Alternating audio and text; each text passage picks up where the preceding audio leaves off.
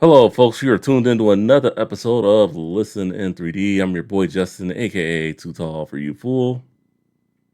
And I'm Ray, aka Vandal Society. And together we're both Team 3D, the host of Listen in 3D, where we discuss, dissect, and debate the music and the albums in the world of hip hop and other genres. Excuse me. If you like what you're seeing, like this video, comment, and most importantly, subscribe. If you want to help us out one step further, when you do subscribe, click on that notification bell. That way, you know when all our content goes live. All right, so no album today. We're doing another music discussion episode. One of these special episodes like we like to do once in a while, where we just talk about stuff that's going on in the world of music and just share some stuff from our personal collections, which we'll do later on within this episode. But first, before we get into all that, how you been, Ray? What's good? I've been good. I've been good, man. Just staying busy with work and hanging out with the family and working on some music here and there, but not as much as I would like to in recent weeks. But I've been just kind of just balancing the work and family um, schedule right now. Yeah, I know. I know you recently had a birthday, and then your one of your kids had a birthday too recently, right? Yeah, like 3 days after mine. So we were kind of just like last week. It was just like celebrating both days, or both birthdays on each separate day. But yeah, Yeah. it's been good though. It's been good. Oh, yeah, yeah. Well, so it would be like crazy, like to think that like if you had the same birthday as your kid, because then it would be like it's no longer my birthday anymore. It's their Yeah. birthday. Now all the attention will shift over to the kid's birthday now. Yeah. Yeah, that would be crazy. I don't think I've ever met a parent. I've met one mom and her son. I guess her son was born like the day before her birthday or something like that. So I've met people who've Okay. come Yeah. close, but not quite. Yeah. Well, actually, my that's how it is with my mother-in-law and my brother-in-law. He was born the day before his mom's birthday, and then on my side of the family, on my side, my grandpa, rest in peace, was born the day before my mom. So my Wow. mom was born right after his birthday. Yeah. So Yeah, that's pretty cool. that's crazy. That's crazy. Yeah. Anyway, I got a random question for you. Nothing to do with music or anything.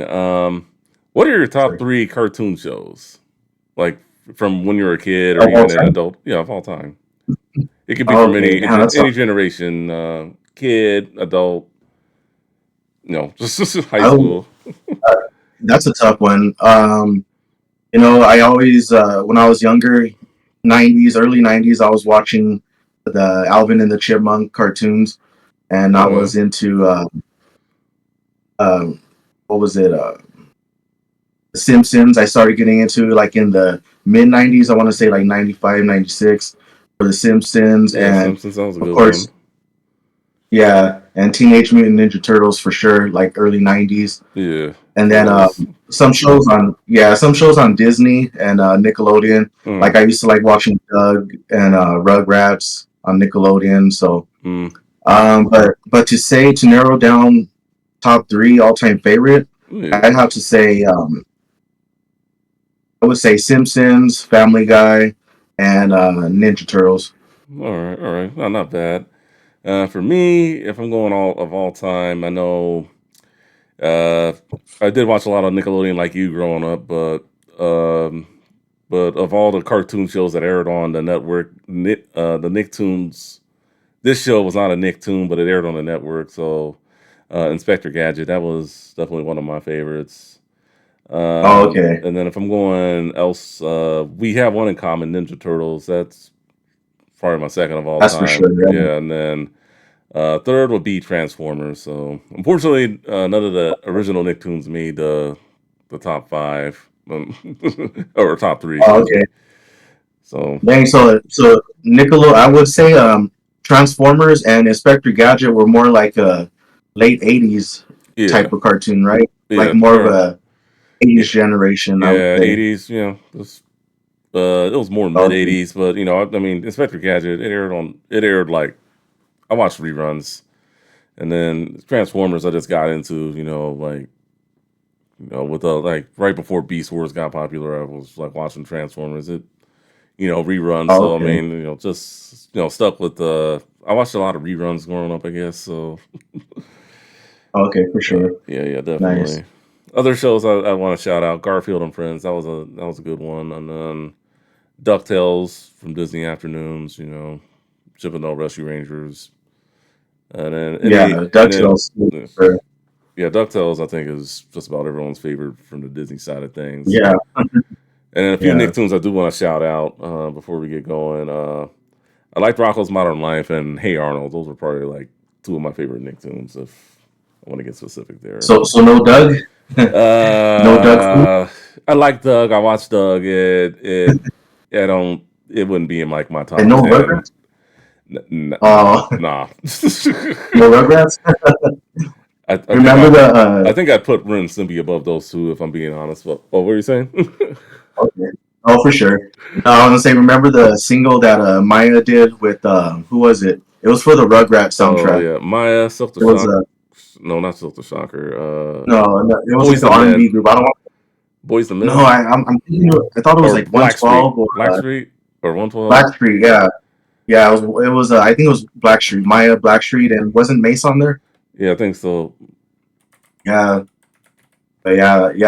I will say Doug and Rugrats from Nickelodeon during the '90s. Yeah, Take Mhm. Me There. It was Blackstreet and Maya, featuring Mason Blinky Blink. That's who it Oh, was. okay.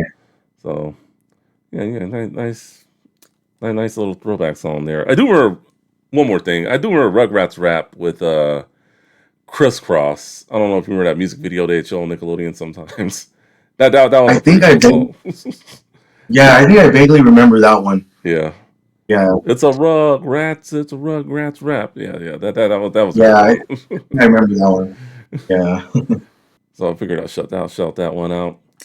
All right. nice. Now that we did that, so let's get into some of these topics, and let's start with Gene Simmons and the Rock and Roll Hall of Fame. He says hip For hop sure. music doesn't belong in the Rock and Roll Hall of Fame. He once again is slamming hip hop for being in the Rock and Roll Hall of Fame after people have, for many years, have told him, "Hey, it's not the specific genre; it's the culture, it's the influences." Uh, Yeah, so I mean, just he went back and forth with Ice Cube a few years ago, and just he's at it again with his "There's no place for hip hop in the Rock and Roll Hall of Fame."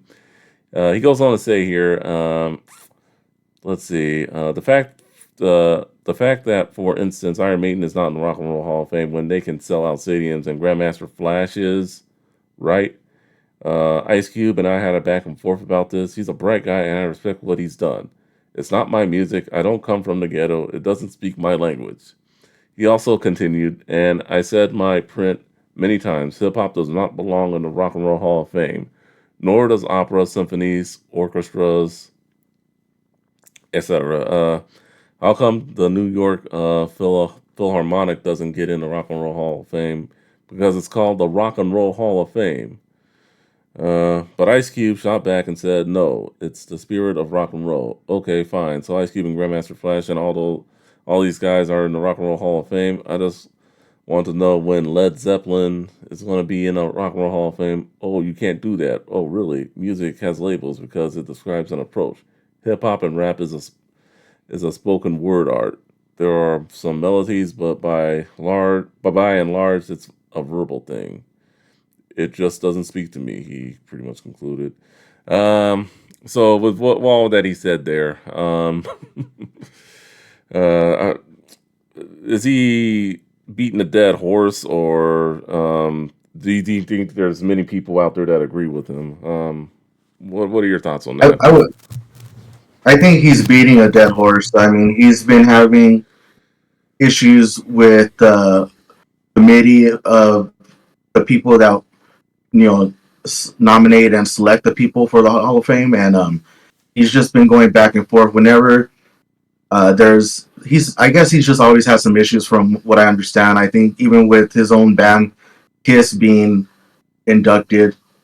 After all these years, they finally got inducted. I think in 2014. I think, Yeah, and 2014.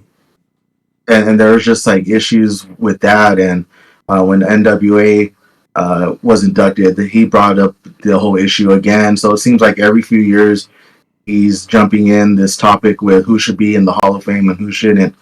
Um, so yeah, I believe he's beating a dead horse because music is so diverse, and yeah, a lot of the music that we listen to today stems from, I want to say, like rock and roll, Hmm. bluegrass, um, a lot of jazz. It has its roots, from the 40s and 50s with rock music, and Yeah, the 60s it broke off into more of a soul and funk, and 70s, and then into an R&B um, branch, and then hip hop as well, late 70s and 80s. So for him to say that, yeah, it's just, I think it's just, that's he needs to get rid of that old mindset, and is I would say it's a small percentage of people that might agree with him or that do agree with him, but for the most part, he's beating a dead horse. And um, I would say Rock and Roll Hall of Fame should include anyone that's made an impact in music or music culture. yeah, I agree with you there. I think he's just, just the old ways, and just uh, yeah, just I feel anyone getting in should just be someone who's impacted the culture and yeah, just I mean, like you said, there are probably like a small percentage of people who agree with them, but I don't think it's very many. I mean, obviously, the people who run the Hall of Fame don't agree with them. Otherwise, they wouldn't be Right, letting in hip hop artists and artists from other right, genres. I think anyone going into the Rock and Roll Hall of Fame, it has to be they've had to like had like a good impact on the culture and of just music overall, not just rock music, 'cause, I mean, it stems, from way, way back from, artists like, Chuck Berry, Little Richard, the list goes right. on. And Yeah, then, Elvis had his imprint on it too. And then that's pretty much where, spun off to, funk, rhythm and blues, R&B, eventually hip hop, and yeah. pop as well. So, I think it's all of it. Just you don't gotta be just a rock band to be in the It's- Rock and Roll Hall of Fame. I agree. I agree with that. Yeah. So, Yeah. uh, And when did the Rock and Roll Hall of Fame first get started? Was it '86? Do you know? I could I think it look was that up right '86 is what I now. read. Rock and Roll I Hall. believe it was '86. Yeah, it was. Yeah, 1980. Yeah, the Rock and Roll Hall of Fame Foundation was established in 1983, and Cleveland was chosen in Oh, 1986 as its permanent home. And then the museum was dedicated in 1995. So yeah, it's it was established in 1983, but yeah, it was selected. I think they haven't had it. Yeah, I think the first class probably was 1986. okay. Yeah, That's when they started inducting. yeah. Formal induction ceremony held in New York City in 1986. Yeah. The first one was 1986. So uh, Oh, so okay. yeah, but And then even then the ones that were inducted in '86. I believe it was James Brown was on the list too, right? I think he got yeah. inducted Yeah. during So that it's like, time.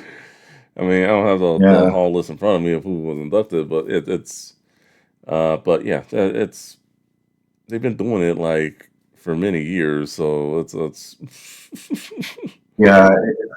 I think Gene Simmons is just too politically correct with this, and he just needs to drop it and move on. And he's a man of music. I mean, he shouldn't narrow down his taste to just rock music. Like yeah, I know I'm pretty sure he listens to other genres, but for the Rock and Roll Hall of Fame, I feel like it should be open to, like I said, anyone that's made an impact in culture and impact in music, and that put in their work and paid dues. I think they have a good chance of being inducted in the Hall of Fame just as anyone else would.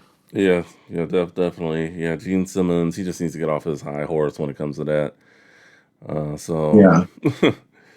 yeah, so I feel like it's more. I think it's just really what it comes down to is Gene Simmons with his beef with Rock and Roll Hall of Fame. yeah, I think that's I because think he's that's all, what it is more if you really look at it. It's more just him not. yeah, like him against the board of committee or the Yeah, board of the establishment. You know, like yeah. That's why. Isn't that what the reason why it took them Kiss so long to get in? Because they would have been in years ago, right? 2014. That sounds uh, kind of late for them. but see, at the same time though, and then I'll agree with Gene Simmons on this.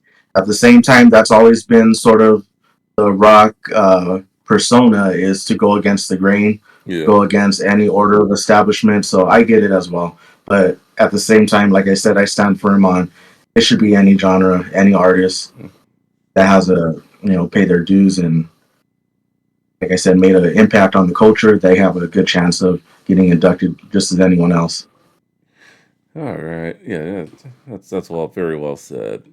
Well, speaking of Rock and Roll Hall of Fame, we'll stick with that topic for a minute as the nominees for the 2026 Rock and Roll Hall of Fame have been announced. I'm sure you've seen it, but I'll remind our audience out there who it is. Um, Actually, I haven't seen it yet, but I'll be surprised. okay. Whoever you lay out right now. So All right. So the Black Crows, Jeff Buckley, Mariah Carey, Phil Collins, Melissa Etheridge, Lauren Hill, Billy oh, Idol, nice. INXS, INXS. Yeah, I think that's how you say it. Iron Maiden, Joy Division / New Order, New Nice. Edition, That's cool. New Okay, Edition, cool. Nice. Oasis, Pink, Sade, Shakira, Luther Vandross, and last and certainly not least, Wu Tang Clan. Nice. Yeah, that's the one I read. That's the only one I seen All right. that was considered. And yeah, but yeah, So that's a strong lineup right there. A good mix of R&B, rock, and um, a lot of '90s rock yeah, at yeah, that. a lot of '90s rock there. And Um, then yeah, yeah, New Edition. Yeah, them being nominated, I thought that was pretty cool. Lauren Hill for sure. Yeah, Lauren Hill. Well, do you see her getting in because she only had the one album? Like, Yeah, that's true. Though. I mean, that's true, but look at she's still carrying over, into the 2000s generation, 2010s, and the 2020s. She's still, in my opinion, tapping into a new fan base. I mean, yeah, there's a the younger generation. Not I don't want to say as a whole, but there's a good amount that are tuned into her work in the '90s and the 2000s yeah, I would or say, '90s at that. I think that's yeah, yeah. It was what when did the album come out? 98, 99, something like that. I know we did it on our show a while back. I forget what episode number. I don't have that list in front of me, but um, I think '90s.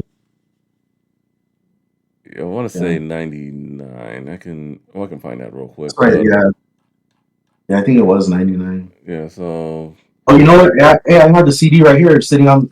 That's crazy. Hold on, look. yeah, It was look, like randomly sitting. yeah, it's actually Yeah, August of '98, not August of '98. It was August 1998, August yeah, 19th. yeah. Yeah, Netta and That's I, funny. It was like randomly sitting here. yeah, Netta and I did an I episode don't know why. on the miseducation of Lauren Hill. If you want to do that episode, I can just definitely look through our archive of old videos. You'll find it. Once again, I forget what episode number it is. So, um, all right, moving on. But do you think? I mean, I know Mariah Carey was nominated last year. Do I see her getting in this year? I mean, maybe, maybe not. I think Wu Tang Clan will get in for sure, because hip hop I was gonna changed say its that. I think Wu-Tang will get it. whole trajectory. Luther Vandross, I can see him getting in. I would be very surprised if Shakira got in. Yeah, I don't know. Just Shakira, I feel like she's done more for the Latin community, but just Uh, I think as like a whole, like, at least here in the states, maybe she may Sade have to. will get in. Maybe yeah, Shakira I think would have to wait a few years. Sade I think will get in. Yeah, Pink I think will get in eventually. I don't know about this year. New Edition, I can see them getting in. Iron Maiden, I can see them getting in. Phil Collins, I think that's a big one. I think it would be nice to see him I think get that's a in. yeah. I think he's like long overdue. Maybe he should have been in like a few years back or so. I Maybe like know 2000. isn't he in with his old group? I forget the name of his old group, but I uh, believe so. yeah, I can double check that. But yeah, so for the most part, yeah, I think Phil Collins can. Yeah, he should get in. Oh yeah, Genesis. Yeah, I believe they're in the Hall of Fame. Yeah, they're in the Rock and Roll Hall of Fame. So it'd be yeah, it'd be nice to see him get in as a solo artist because especially '80s music in general, he had a big impact on it. Yeah, that's true. He did. um, and I know for me too. I mean, Wu Tang Clan. I'm not the biggest Wu Tang fan, but it would make me feel good if they did get in because, um, They paid they their dues. yeah, they paid their dues, and it would give me hope that Bone might eventually get in, and That's true. they've been Yeah, eligible that's for true. that That's a now. good one. Yeah, they've been eligible for a minute Yeah, now, so I mean it'd be nice to hopefully Bone gets a nomination. I'll be happy with that if they get a nomination sometime down the line. I think they will. They yeah. have they're getting their star on the Hollywood Walk of Fame later on this year, so I know that's going to be a big accomplishment of its own. So, all right. We'll have to Well, do a we'll have to do a photo shoot once they get their star. We'll go there.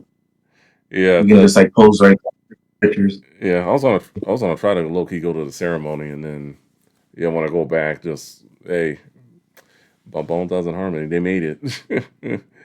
Yeah, yeah, that'd be cool to attend the ceremony. Yeah, I've never been to one of those, so it'd be something new for me. All right. Yeah. J. Cole to sell.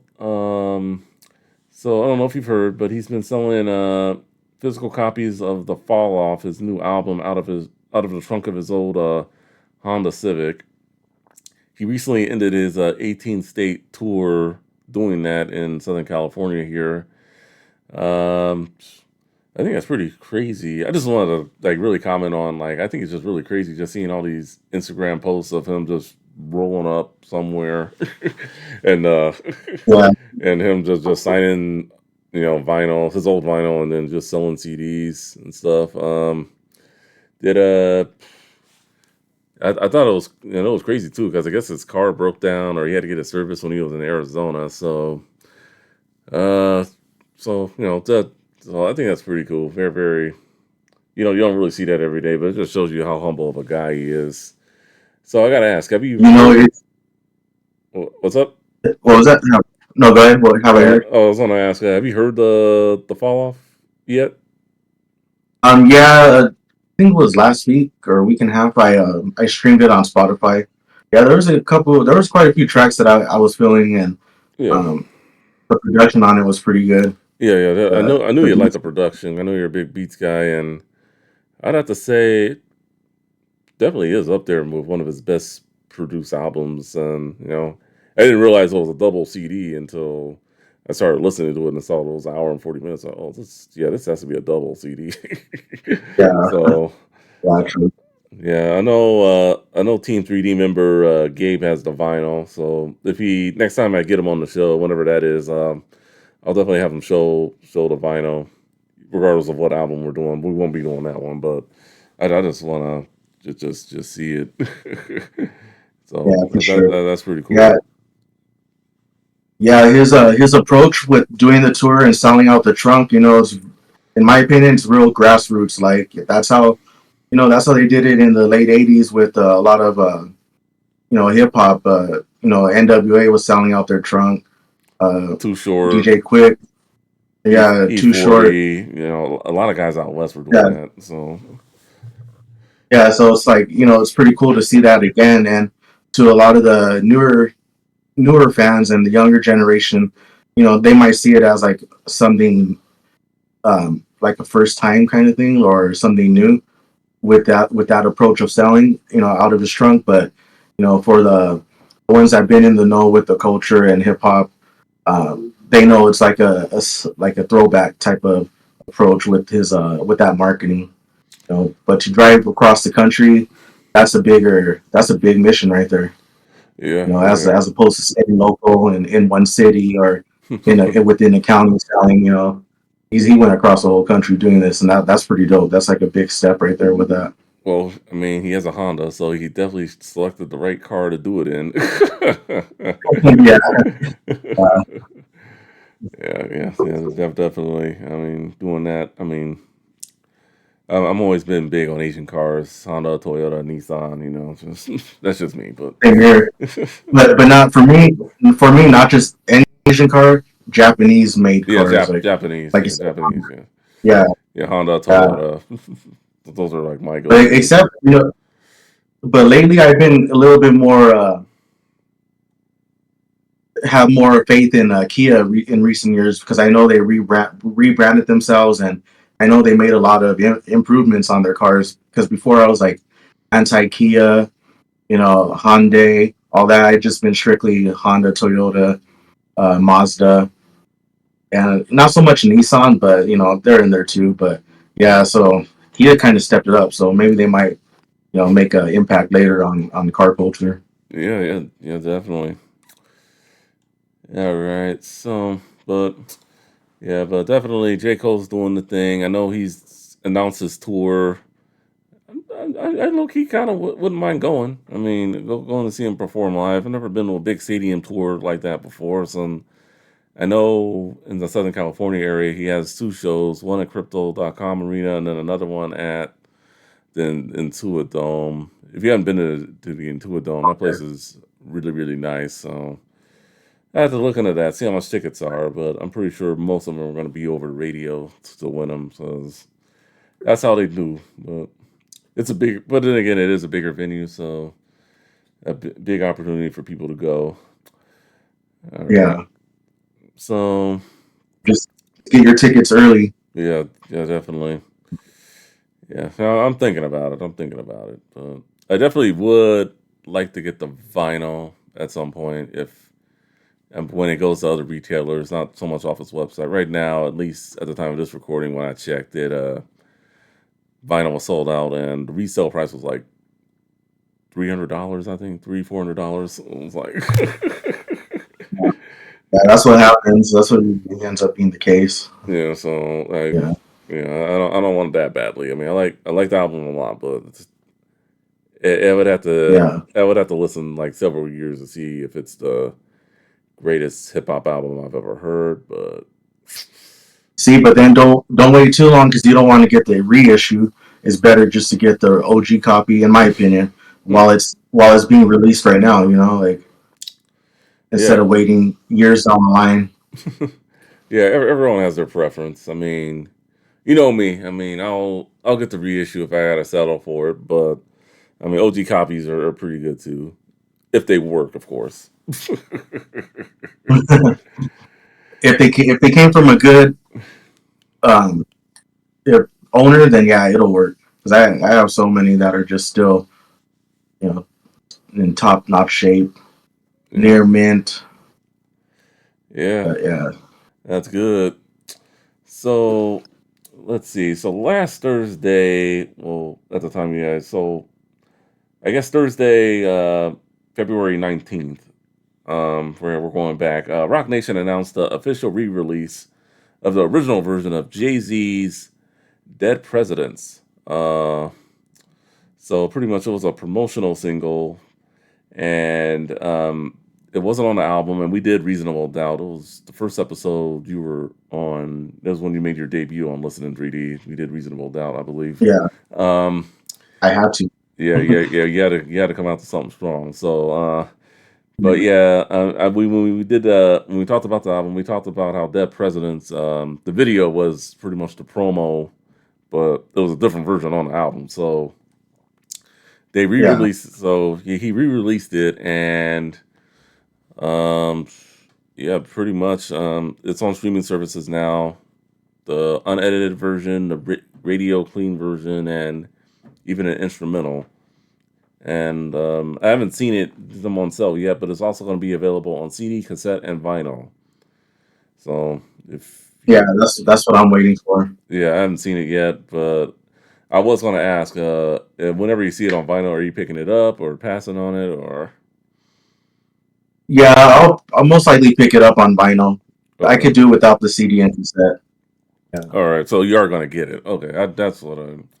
Yeah, Yeah. I will probably pick it up myself. I mean, if it's for a good price, of course, but I mean, I would just say right now, if Yeah. you guys are looking for it, definitely check your local record stores or the Rock Nation website. But I'm pretty sure it'll be in the wild sooner rather than later, if not already. So I think it's I'm, I'll just throw it out there. I'm just gonna make a little prediction. When mhm. it does get released on vinyl, I'm thinking it's gonna go for 20 to 25 for the single. That's fair. That's fair. That's that's my I prediction. that's fair. I would probably pick it up for that much, 20 bucks, $25. Yeah. Yeah. But yeah, just how'd you feel about that? Were you surprised? Were you um? I know I you had thought to it be was feeling some kind more. of way. I thought it was cool that it was finally on Spotify because yeah, I have a separate playlist of all Jay Z songs that I like. Hmm. So I put that on that Jay Z playlist because that's always been one of my favorites. I've always throughout the years, ever since the beginning of YouTube, Dead Presidents one was always one that I would just watch every so often. I want to say maybe like several times a year. I would say. So yeah, that's a video I always go back and check into because his hunger in the early days was just like he was on a whole other level. He really wanted that success, and that's always been kind of like my motivation Hmm. just on any hustle. Anything Yeah. you're into or anything you want to push. It was kind of like that motivation type song that would just get you going. So yeah, I always checked into that one. So for sure, I'm gonna get the vinyl. That's good. Yeah. Yeah. I'll get it too. Just add to my little Jay Z collection that I have.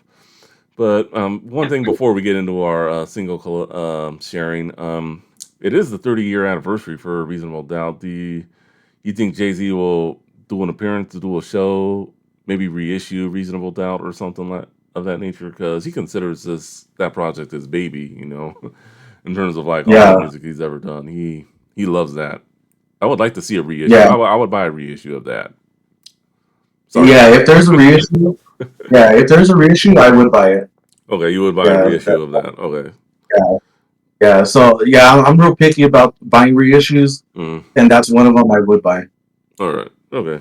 Just like the dog food album from the Dog Pound. I had to get that one, man. That's like a must for me. Yeah. Yeah. Okay. Yeah. Definitely. Definitely.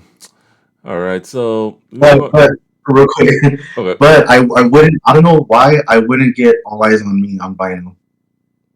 I Mm, guess because I have the cassettes already and I have the CDs, and I stream it anyways. So I guess I'm just like I'm I overdid it with how often I hear the music to where if I were to buy it on vinyl, I wouldn't really spin it in a mix, pretty well, much. I mean, I would You know what I mean? knowing you, you'd try to probably go for the original vinyl because I think the original vinyl was only two, whereas if you're buying a reissue of All Eyes on Me, it's four. So I Yeah, mean, that's that's it. I would definitely consider that before buying it because I have the All Eyes on Me vinyl, and I mean it's nice, but it is It's for hefty, the huh? it's pretty hefty, and I've only Yeah, spun it. I think I've only spun it once or twice myself. So yeah, one thing with yeah. So vinyl, I mean, the easier records to spin are the single ones. Shh, that's a little secret there, but yeah,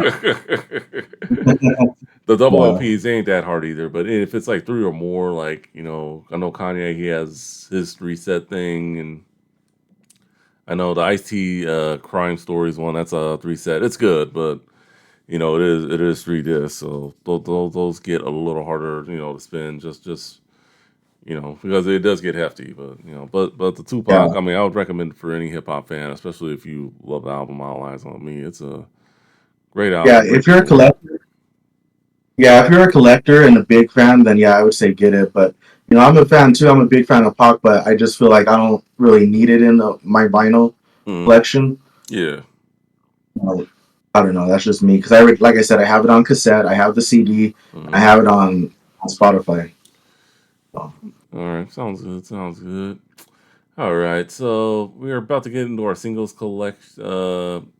sharing. We're pretty much what we're going to do right now is we're going to share 3 singles that are in our collection. Just do some quick facts on it. I think the singles I've selected, I think one of them we did the albums. We reviewed the albums, but we don't know what we're going to be sharing. I think he gave away one of the ones he was sharing right before. yeah, I did. But I mean, but for the most part, I I didn't know it think, was. yeah. Well, I Yeah. mean, I'll try not to act surprised, but the other 2 I don't know. So, uh, you want to go first, or you want me to go first? We'll just go back and forth. So you share one, I share Um. one.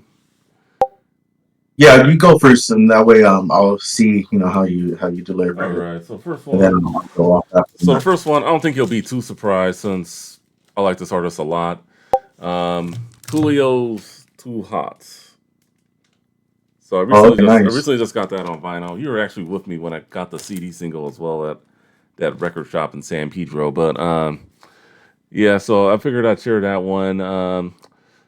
Facts about this one: it came out October 31st, 1995, and it is a sample of the original song "Too Hot" by Kool and the Gang. So and then yeah, so and how it did on the singles. It did number 6 on the U.S. Hot Rap Songs, 31 on the Hot R&B Hip Hop songs, 31 there, and then on the U.S. Billboard Hot 100, 24. Um, I don't think it went gold or platinum. It went gold in New Zealand, I guess, which I guess is better than nothing. But um, one of the things I really like about the song, besides the beat, is I think Wino, Coolio's producer at the time, he really did a good job flipping the sample. Like it really sounds like the original, if not better, in terms of the beat and everything. And I also thought it was pretty cool how they got JT Taylor from Cool and the Gang to do the chorus. I don't think a lot of people know that, but he was uncredited for it, unfortunately. But yeah, that's him on the vocals there. Oh, So okay, nice. yeah, I think a lot of people don't know that since he was uncredited. Songs on here, Too Hot, the extended clean version, which is just them bumping the beat a little longer um, than they usually would on the original version, where they just ended at, "Hey JT, that's how we do it right there." So that's who they're referring to, who did the chorus. You also have the Too Hot instrumental, and then you have another song that was off the Gangsta's Paradise album, "Exercise Your Game." Both clean and album versions. So if you like the Gangsta's Paradise album, you'll definitely, it's a nice single to pick up. I know you recently got the Gangsta's Paradise album. Have you bumped Too Hot or Exercise Your Game off those? Yeah, I did. All right. Yeah, I like it, man, and I appreciate that because you're the one that hooked it up. Thank you for that. Yeah, Yeah, hopefully, yeah, 'cause- maybe not our next studio session, but hopefully one of these studio sessions we talk about Gangsta's Paradise eventually. But yeah, for since me, sure. you, and Gabe all have the vinyl for it now, so Yeah, all right. So yeah. yeah, just I would say in terms of Coolio singles overall, it was sandwiched between Gangsta's Paradise and another one of his big hits, 1, 2, 3, 4, something new. It was popular though. I mean, it came out in late '95. People were bumping it then, and music video, just unique music video. You really talked about like the whole AIDS crisis. That was a ongoing Oh, issue during that time with creative music video. So, all right, okay. enough with Too Hot. What do you got? All right, so the first single that I'm going to share is "The Roots" right here. The Roots. It's yeah. So the song is "What They Do." What they do. Good song. Yeah, yeah. So this one it was released in I believe November of 90. Like yeah, November 19th, 1996 was the release of the "What They Do" Mm. single, and it features Raphael Sadiq on the hook. Okay. So yeah, I always thought that was pretty cool because I liked his music too. Growing up with Tony, Okay. and yeah. So this one right here, man. You familiar with the song or no? I'm pretty sure I've What they heard do? it, but I'd have to go back and listen to it. I'll probably bump it after Yeah. the podcast.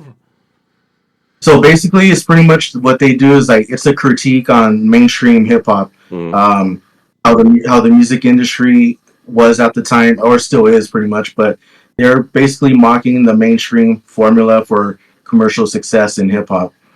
And so especially in the '90s era, this was '96, so they're kind of like mocking. I would say like the whole bad boy approach with like how Puffy would do his thing and how Mm. music videos were done in Yeah.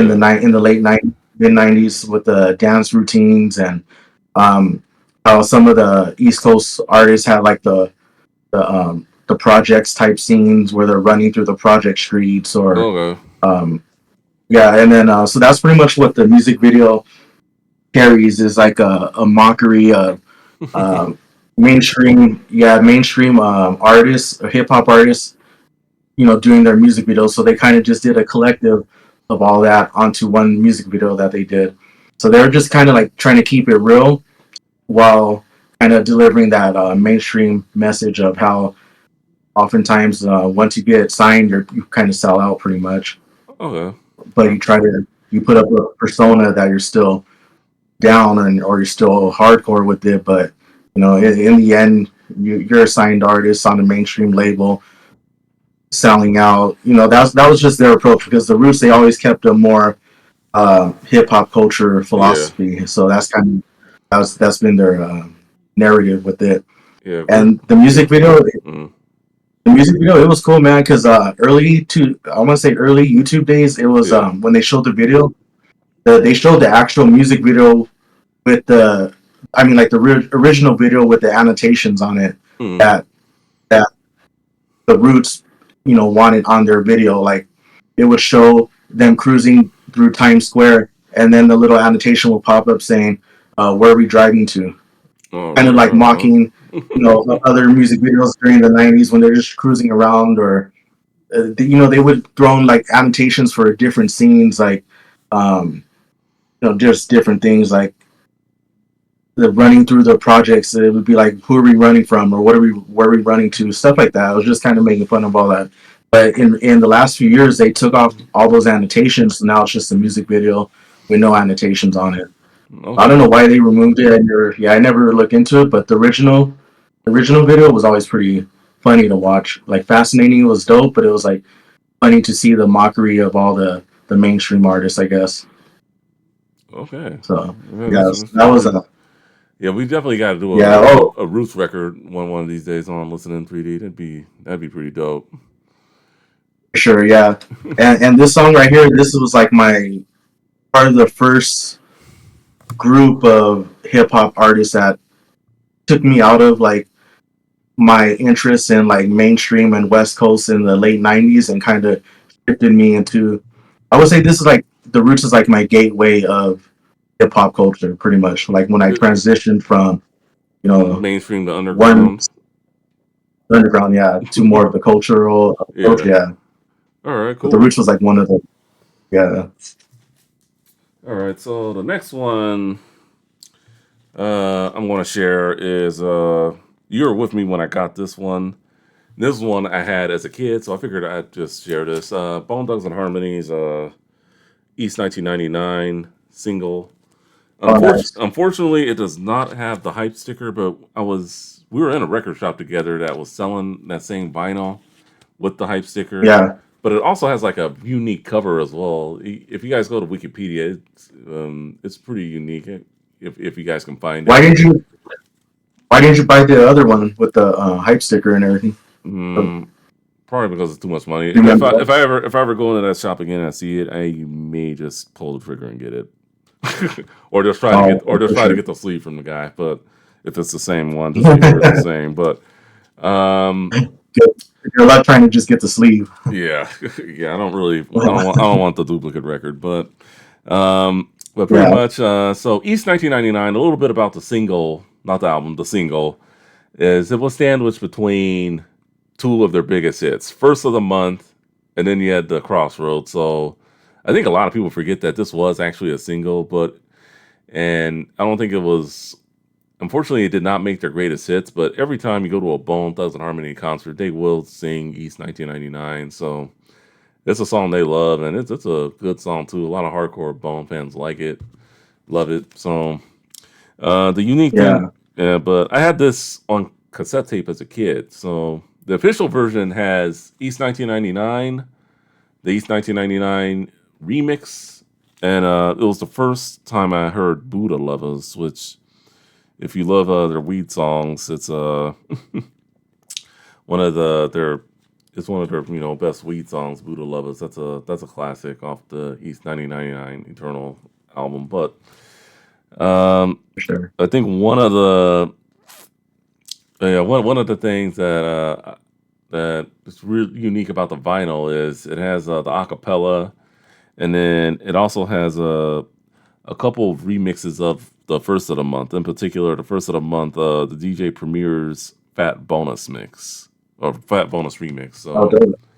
yeah, I have to check that one out. I didn't know they had yeah, a Primo remix. yeah. You gotta check it out if you can find it on YouTube. Definitely do so. Another song I definitely recommend checking out on YouTube that's on streaming services is that East 1999 remix. And this is where it just gets to me, where it's just like, why don't they put this on streaming services? Like, this is stuff that, like, it's just preserve it, just people should be hearing Yeah. this. But yeah, that remix, it's the clean version, but it's a nice remix. I thought it had a nice beat. Oh, okay, nice. I have to check that one too then. Uh, so yeah, unfortunately, no fancy artwork or cover. So, what you got next? Wait. So the next, Oh yeah, and then just a few facts. October 21st, 1995 is when it came out. It was 62 on the Hot 100, and then Hot Rap Songs number 8, and then Hot R&B and rap or hip hop songs was 39. So yeah, just had to get that out there. Sorry. So sorry to interrupt. What you got next? sure. How you here? All right, so the next one is a Mac 10 single or On Them Things. On them things. I got that one. Yeah, That's a nice cover. nice. Yeah, this one's the cover, but the back part, nice little Dayton rim. If you're familiar with lowriders, 100 spoke Dayton's for the lowrider. Yeah, yeah. I got this at Amoeba actually a few years ago for $3, man. $3. Wow, that's good. Yeah, yeah, for real. Yeah, pretty good condition too. Yeah, I had to get this, man. I couldn't pass it up because the Full Life album in '95, that was like my introduction basically for Mac 10 for me. With Mac 10 as a kid, so I was just like fully invested in that album, and On Them Things was like one of my favorite singles from that album because we hear it all the time on Power 106 Yeah. or The Beat. So yeah, the single was released on July 22nd in '95, and it was number 74 on Billboard Hot R&B and Hip Hop Singles. And yeah, just one of my favorite tracks. Yeah, I think So I have for yeah, I think I said this. I know I did the full life episode with Gabe, but believe yeah, on them things I think was the first song I remember hearing from Knack 10, and definitely yeah, he did that sample or whoever produced it. I think it was Cube. I forget, but he did that sample very well. Sounds better than like the original Mary Jane song. If you ask me, that beat just goes hard. Definitely something nice to low ride to, and oh yeah, and then it's in my singles collection as well. It was funny because I believe we were at the Orange County Record Fair sometime last year, Yeah. And this was after I purchased it. I'm like, what the hell? It's your, yeah, I think you showed it to me like in someone's booth or something. I'm like, damn, I could have waited for it. But yeah, so because I ordered it online. So Oh, I think I remember you saying that you had ordered it. Yeah. yeah. And it's the same. It's the same version too, where it's only two tracks, like the clean and Yeah. album version. Or I think it was the same exact one I have. I think it was, oh, okay, yeah. So yeah, yeah. Oh yeah. So the producer for that beat, it's the 88X unit. That's who okay. produced the track. All right, Yeah, right but on. but yeah, they got a nice samples going on within that track. You know, has a Mary Jane, a sample right there from Rick James. Nice. Yeah, definitely. Yeah, that Mary Jane, that was a good sample, and they made it banging. Let me tell you. Yeah, for sure. All right. So What you got la next, Justin? right. Last one. We are gonna say in the '90s. I think you'll like this one. Exhibits paparazzi. Oh, nice, nice. So yeah, this one I did get online. I have not seen this one in a while. Facts about this one came out May 27th, 1996. Um, it was number 9 on the Hot Rap Songs on the Billboard Hot 100, 83, and on Hot R&B and Hip Hop Songs 61. This was Exhibit's first single, and to this day, it's still my favorite Exhibit song. I agree. At the Speed of Life is not my favorite Exhibit album by any means. I think Restless and 40 Days, 40 Nights were my top two favorites if I'm doing that. But in terms of favorite I song, agree. it's this one. Yeah, uh, I'm right there with you with it. yeah, so very good music video. I thought it was very well done. The song samples Barbara Streisand's Pavane vocalize. I think that's how you say it. If I said it wrong, forgive me, or you can correct me in the comments. The song is used on a few soundtracks, actually. One for a video game, Tony Hawk's Pro Skater 3. If you ever played that back in the day, the song will appear on that. And then an instrumental Oh, version of the song was also used to close Pax Soprana, which was the sixth episode of the first season on the show The Sopranos, if for any Sopranos fans out there. So, um, definitely a great song. Certifications, it went gold in Germany. So, um, yeah. What can I say? It's yeah, they have this version on here, the club version, which is a little different from the LP version because it has like gongs or something like that. If you listen to it, it's pretty cool. Unfortunately, that version of the song is not on streaming services, but the rest of the single songs are. You can find a clean version, the instrumental, which is one of the best instrumentals out there, and then there's the acapella of it as well. If you look on streaming services, you should be able to find that. So any memories of Paparazzi? yeah, that was like one of the first songs I did hear from Exhibit. Um, the beat was always one of my favorites. His flow was always dope over Mm, that beat. yeah, Yeah, it was just like one of my favorite tracks, along with Year 2000. Those two were like I would say I don't want to say top favorite from Exhibit, but they were up there. They were way up there. So yeah, that's Paparazzi is yeah, Paparazzi. Yeah, Year 2000, very underrated track. I don't even know why it's not on Restless or something, but that song should be on an album, not. But I mean, it's again, it's easy to find on streaming services though, and that's the difference between some yeah, singles. Some singles you can find on streaming services, others unfortunately you can't, and it just yeah, sucks. Yeah, definitely. But yeah, Exhibit, great artist. I feel like the guy does not get enough credit for what he does, and if you haven't yet, just definitely yeah, check out Kingmaker. That's a great album. yeah, Great album. yeah. I checked. Yeah, when you told me about it, I was listening to that one for. I would say the first month you told me I was on in and out with that album on Yeah, Spotify, yeah. checking it out. That's a great album, especially for those who like his old school flow, and don't want to just listen to the artists that you grew up with or familiar with. Yeah, definitely, Kingmaker does not disappoint. All right, for so sure. yeah, I figured I'd go with that one. So what's the last one you got that you would like to share? All right, so the last one is from Mad Villain, Mad MF Villain. Doom, and Madlib. Yeah, the collab that MF and Madlib did. All right, The single is Money Folder. Money Folder. Okay.